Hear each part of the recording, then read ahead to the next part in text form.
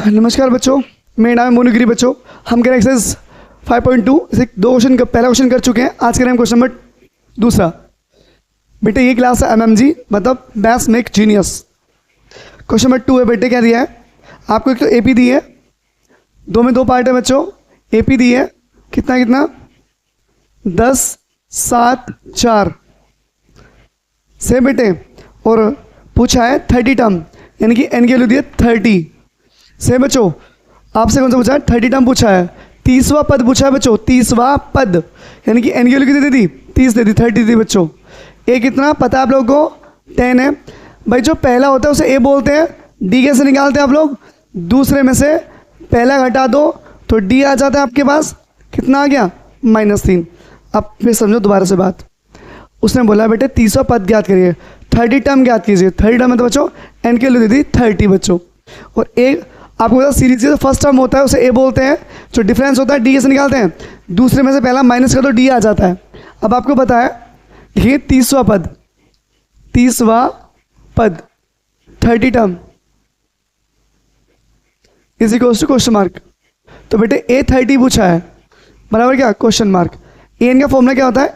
a plus n minus 1 into D. अब n पे क्या रखना है बच्चों? 30। n पे क्या रखना है? 30। n पे रख दो 30। a 30 is equals to a कितना हमारे पास कितना है बच्चों? 10। यहाँ पे कितना बचा? 29। और d कितना है? -3। a 30 10 29 3 होता बेटे 87 -87 कितना बच गया बच्चों? घटाओ कितना बचेगा? 77। तो a 30 आ गया बच्चों हमारा 77। ये था हमारा दूसरे का पहला पार्ट। आपको अच्छे समझ में आ गया हो बच्चों, ठीक है। वीडियो छोटी होंगी पर असरदार होंगी, आपने देखना ज़रूर है। कर दो बच्चों रफ। चलिए सेकंड पार्ट देखते हैं। सेकंड का सेकंड पार्ट क्या दिया बच्चों? सेकंड का सेकंड पार्ट क्या दिया बच्चों? एक तो AP दी है, AP दिया बच्चों -3 -1/2 2 अप टू पूछा बेटे 11 टर्म। 11th टर्म पूछा है बेटे।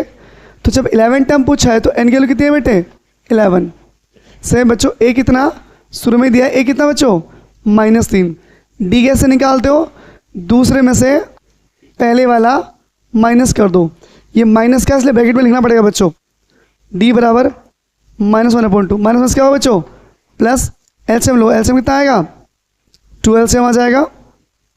1 1 ज़ा 1 2 3 ज़ा 6। डी की वैल्यू कितनी आएगी? 5/2। अब बच्चों an का फॉर्मूला क्या हमारे पास?